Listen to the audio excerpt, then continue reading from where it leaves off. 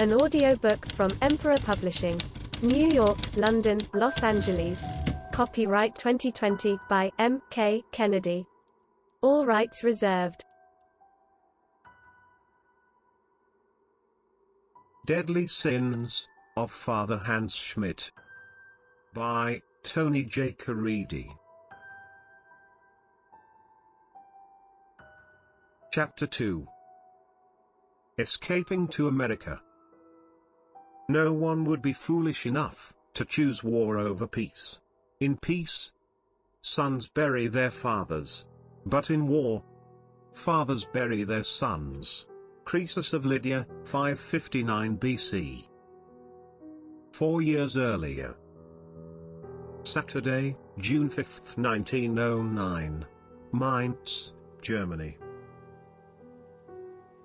Heinrich Schmidt, an influential and much respected executive of the state-owned Landebahn, the German railway, is escorting his 28-year-old son, Johannes, by train from Mainz to the port city of Bremen in the north. The journey will take just under 7 hours, 7 tortuous hours. The two have never been close. In fact, it could be said, they hardly know each other at all. Heinrich and his wife Gertrude Müller Schmidt produced 10 children over the course of 14 years. Johannes, their 6th child born, is unquestionably Gertrude's favorite. Heinrich has always felt that his wife doted too much over the boy, to a fault. He believed that she ruined him by pushing her Catholic faith upon the child. Heinrich's position as director of the railroad had always taken him away from home for months at a time. His absence, and his disapproval of Gertrude's mothering, had driven a wedge between him and his middle son. Now, the two despise even being in each other's company. To Hans, his father is an overbearing, boisterous authoritarian figure, who regularly stepped in and out of his life, as he grew up in the backwoods Bavarian farming village of Aschaffenburg. Because he was away, more than he was home, upon returning to the family farm on any of his infrequent layovers, Heinrich often struggled to remember his children's names. Numerical assignment is something that Heinrich is accustomed to, and has successfully employed in his career. He has found it to be much easier assigning a number to each of his 9 children, rather than burden himself with remembering all their names. Number 1, being his firstborn, and number 9, the last. Heinrich unquestionably ruled over the household, as though it were just another department of the railroad. In this way, by numbering his offspring, to him makes perfect sense. Heinrich was a cold, apathetic man, and he thought nothing of the psychological effects suffered by the children, as a result. To Hans, his father's arrival home meant much unwelcome change to his daily routine. It meant that he had to suspend his nightly play Catholic masses with his mother. Heinrich, a devout Protestant, wouldn't stand for such Catholic ritualism under his roof. Hans' afternoon walks with his elder sister, Elizabeth, ceased. Lizzie, as he called her, is the only one of his 9 siblings that he openly conversed with. She feared that her showing young Hans this sort of attention would surely bring swift disapproval from her father. Heinrich viewed his oddball son, Nummer 6, number 6, as a potential danger to his daughters. No doubt, this feeling of malcontent towards Hans stemmed from an incident that occurred in the summer of 1891, when Hans was just 10 years old. The summer of 1891 was particularly arid and hot. The heat wave of 91 was all the old-timers could chat about, as they laze about on their front porch stoops, across the quaint and deeply historical Bavarian town of Aschaffenburg. Like a backwardess, the River Main, a tributary of the mighty Rhine, meanders from the south toward the North Sea, slicing Aschaffenburg in two on its western border. Along the banks of the Main stands a 17th-century Grand Renaissance palace, the Schloss Johannesburg, whose towering spires and limestone fortress walls, shimmering reflection in the river, dominate the landscape. The allure and eminence of the Grand Palace for centuries has foisted its influence over the citizenry, that in the late 1800s, 1 in 7 male children born there is named Johannes in its honor. Lesser tributaries of the Main, such as the Steinbach and the Lowensteingraben, snake west to east, through the forested northern boundaries of Aschaffenburg, considered the rural areas. The crystal-clear, icy waters of these smaller rivers flow into cold streams and deep gorges, scattered throughout the dark, Bavarian forest. Children from the surrounding dairy and crop farms know precisely where the very best swimming holes are in the Spessart forest, having learned from their parents, who also enjoyed a refreshing swim on just such a hot summer's day. In one of the many gorges, fed by a small stream running off the Steinbach River, 2 young boys, holding onto the frayed end of a hemp rope tied to an overhanging branch, jump from a rocky cliff, swing then let go, over the cold water below. The boys, Fritz Hugo, and Hans Schmidt, both 10 years old, live on neighboring farms that back up to the forest. The boys splash and frolic, carefree, their clothes draped over saplings, as they skinny dip in the secluded gorge, on this hot summer day. Later that same afternoon, 2 geese, that Gertrude had brought home from the market, mysteriously vanished. Gone from their latched enclosure, erected inside the Schmidt's barn. When asked, none of the children had any clue as to the geese's, nor their brother, Hans's whereabouts. When Heinrich went looking for Hans, he discovered a pair of the boy's trousers, hanging on the back of his bedroom door. The crotch of the pants is soaked through with blood, so much so, that blood dripped onto the floor below them. Upon closer inspection, Heinrich discovered that the blood was coming from a severed goose head, there in the right pocket, undoubtedly, from one of Gertrude's missing geese. Later that afternoon, after a long day mending fence boards on the farm, Heinrich was washing the dirt and sweat from his arms under a well pump spout, when he heard the screams of one of his daughters, crying out from inside the house. Heinrich bolted for the house, as fast as his legs could carry him. When he burst in through the door, the image that greeted him stopped him in his tracks. There, little Hans with the other goose head, still dripping blood, its neck skin pulled over his erect penis.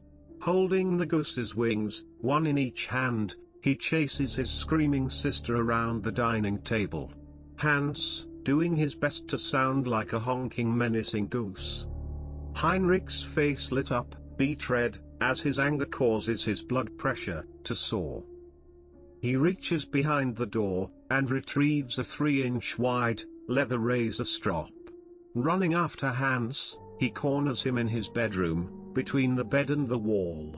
Heinrich whipped the boy with the leather strop, over and over. When Gertrude heard the commotion, she rushes to her boy's defense, putting herself between her favorite son and Heinrich's rage. Sweat pours from his face, as Heinrich pants heavily, attempting to catch his breath. He roars at her. "Step aside, woman. This is long overdue. Let me finish the job." Gertrude, holding Hans tightly behind her, as he whimpers, snaps back at Heinrich. "Nonsense. You are finished. The boy is only doing what boys his age do. They terrorize their sisters. It's harmless. He's done nothing to deserve any of this." Heinrich grunts, still panting. You think that you are protecting him? You are ruining the boy. He is becoming a crazy zealot. Just like you." "Nonsense, Heinrich." She overrules him. "You are finished." "And what of the geese, Gertrude?" The birds were to be eaten anyway, and their feathers, stuffed into pillows. They would have met their end, eventually, under the blade of my axe. Now, wash up for dinner. 2. The train to Bremen. Neither Heinrich nor Hans is looking forward to the ride ahead of them. as the steam-driven locomotive pulls away from the Mainz station platform at 4:30 in the afternoon. Heaving and hissing, great plumes of hot white steam bellow out from shiny chrome pistons on both sides of the steam engine.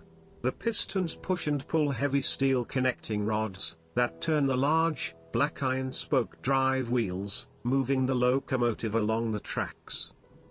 The conductor tugs on a long brass chain, connected to the train's steam whistle, giving it 2 short and 1 long blast. The stoker, a young Bavarian lad, no more than 15 years old, heaves another shovelful of coal into the roaring hot boiler furnace. The clanking and rattling clatter of the steam engine is muted and goes hardly noticed in the heavily insulated private Pullman sleeping car, where Heinrich and Hans settle in for the long ride ahead. Heinrich's private car serves as his home away from home while he crisscrosses the whole of the fatherland, 10 months out of the year. It's the only tramcar of its kind on the railway, outfitted with all the opulence and conveniences of a fine hotel. The train car was a gift to Kaiser Wilhelm II, from the president of the Pullman Car Company, in America, Robert Todd Lincoln, son of the slain American president. Mr. Lincoln sought to entice the Kaiser with his generous gift, hoping that he would purchase a fleet of railway cars from Pullman. The luxury tramcar was shipped across the Atlantic on the SS Germanic, late in 1899. The Kaiser never saw the car. Obsessed with Weltpolitik, world politics, Wilhelm began an aggressive rearmament, rebuilding the German navy and armed forces, transforming Germany into a world power. Some say the military buildup would ultimately lead to the First World War. The Pullman car had sat for 5 years in a rail yard garage at the port of Mainz, until Heinrich discovered it during one of his meticulous inventory reconciliations, and commandeered it for his own executive use. Sitting just opposite, and facing Heinrich, on the plush, deep-button tufted, red velvet bench seats, Hans removes his priest's collar and tosses it into the open, black leather handbag on the seat next to him. The bag is his only piece of luggage he's taken for the long journey ahead of him. Stretching his legs out, he looks over at his father, who is glaring out the window. Heinrich is not a tall man. He's pudgy around the middle, with short spindly legs, tiny feet, and stubby little fingers. Completely bald, what's left of Heinrich's graying, curly red hair only covers the back of his head from ear to ear, then connects to very thick sideburns and an equally thick moustache. No beard. He dresses dapperly, in the latest fashions, especially when riding the rails that he manages. The railroad employees treat Heinrich like royalty, and he has come to expect all the adoration and respect they lavish upon him. They refer to him as Der kleine Kaiser, the little emperor. But only behind his back. Heinrich and Hans sit, gently rocking with the motion of the train as the Bavarian countryside, awash in the vivid colors of spring, under the late afternoon, rust-orange sunlight, that casts deep purple shadows, rolls past their windows. Heinrich has a bit of a tic, a little thing he does constantly, that drives his wife, Gertrude, and Hans, crazy. He pulls out his gold watch from his vest pocket. The cover is engraved with a mighty stag, his glorious rack and muscular chest held high, carved in such detail it appears that it will leap from the watch at any moment. Cradled in his palm, Heinrich effortlessly flips open the lid.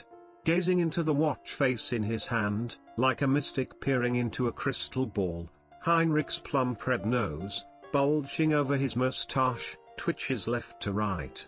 With his thumb, he flicks the lid closed, making a sharp click, then he slips the timepiece back into the vest pocket. Hans, already bored out of his head, is watching his father go through the ritual, and decides to have a go at Heinrich. If anyone can get Heinrich's blood to boil, it's Hans. He smugly asks, "So father, what time is it?" He asks because he knows it's just something his father does, that he hadn't actually taken notice of the time.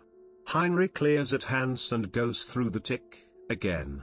Click, the watch lid slaps closed, and goes back in the pocket. It is 4:50. Heinrich grunts. Hans, still looking out the window, just smirks. He has watched his mother Gertrude do the same to Heinrich, many times, and she would always give a wink to Hans, as if letting him in on her little tease. Heinrich, realizing what Hans has just pulled off, hooks his thumbs under his vest sides, and snaps, "So, now that you've been thrown out of the priesthood, you think you're a comedian?" Hans turns from the window, sneering at Heinrich, and snaps. "I was not thrown out, father. I was suspended. That's all. They will correct their error soon. You'll see." "Error? What error, Hans? You were caught red-handed.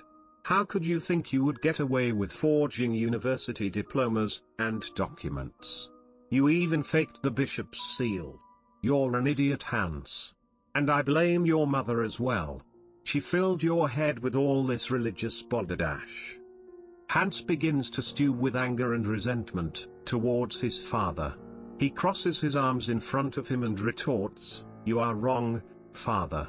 They never proved that God himself didn't instruct me to do his work. And don't blame Mama, she is completely innocent. She will become a saint someday, as God is my witness, father." Blowing breath slowly through the moustache that completely covers his lips, Heinrich stands, grimacing at Hans. He begins pacing up and down the middle of the train car. "Hans, you are completely mad. You talk and act like a crazy person, out of his mind. God, you say, talks to you? Why, Hans? Why would God talk to you? Why would he tell you to do bad things? Why?" Hans turns his head back towards the window, burying himself deep into the seat. His face is so close to the window it fogs from his breath. Heinrich continues his venomous rant. "Did God tell you to kill all of those animals when you were a child, too? The bloody mess you made on your clothes, in the house. Did the Lord tell you to march around in front of your sisters, with the bloody goose head on your genitals? Did he, Hans? Did he? The court in Munich declared you to be insane, and the judge is absolutely correct. You are completely insane. Let me tell you this, Heinrich stops mid-sentence. He is interrupted when the door to the private car opens. Hans, amazed that anyone would dare interrupt his father, also looks back towards the door. Heinrich notices the smirk on Hans' face, as if he is excited, even proud, to hear the litany of his past deeds. The porter steps into the car through the clatter of the train clacking along the tracks at a good pace. He pulls the door closed behind him. "Excuse me, Herr Schmidt." Heinrich, red-faced, growls at the porter's interruption. "Yes, what is it, you idiot? Mein Director, will you be dining here or in the dining car this evening?" Glaring at the fidgety porter, he blusters, "Can't you see I'm having a discussion with my idiot son here?" Heinrich, grinding his teeth, goes through his watch tick. He draws a deep breath, then growls, "Come back later, Dummkopf. And knock, before you interrupt again."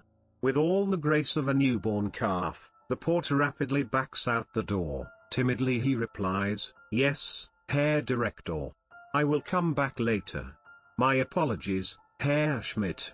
The door slams shut, bringing the loud clattering back to a soft rhythmic background tap. Heinrich turns his full attention back to Hans, who is buried as deep as he can get in the bench seat with his face to the window and his forehead pressed against the cool glass. "Do you realize that you have brought shame on this family, Johannes? Shame. A man in my position can ill afford to have such embarrassments. Do you hear what I am saying to you? Look at me, God damn you. Look at me when I'm talking to you." Hans quickly obeys. He stands up from the plush-cushioned bench seat and tucks the tail of his wrinkled white shirt into his trousers, now standing face to face with his father. Heinrich pushes Hans back a step, with his protruding round belly, wagging his stumpy index finger in Hans' face. you are an embarrassment to me, Johannes. I cannot, and I will not let you and the crazy things you do jeopardize everything I've built for this family. If your church elders only knew the truth about you, the terrible, crazy truth, you would never have been ordained a priest, let alone a janitor in that church. That is why I have agreed to do as you ask, and pay for your passage to America. Hans' face is devoid of expression.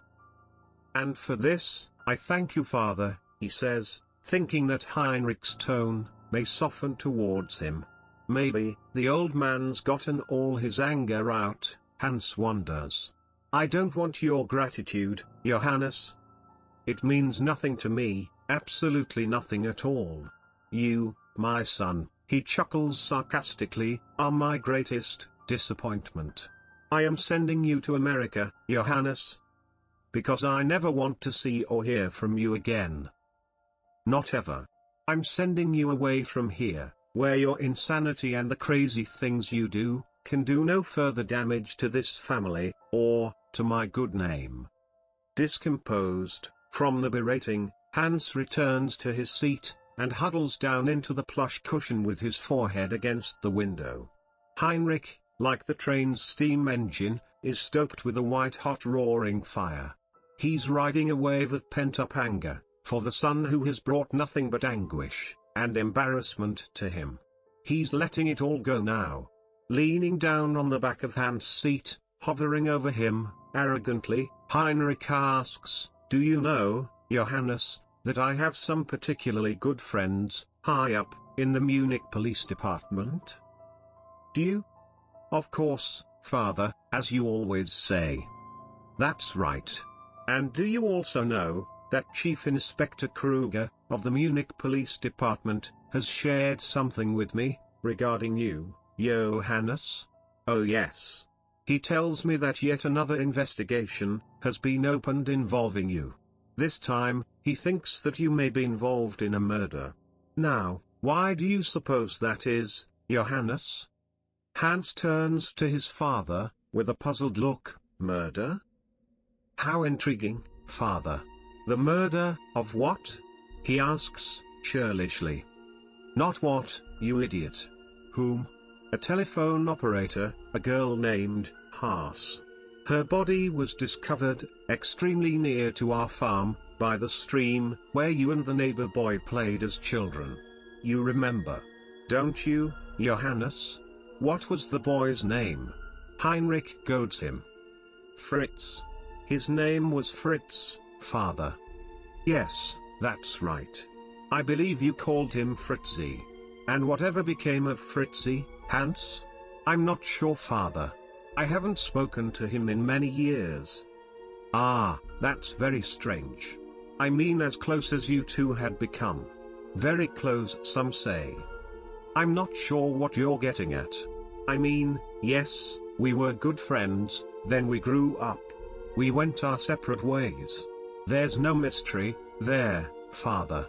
Heinrich winds the ends of his moustache into a bristly curl.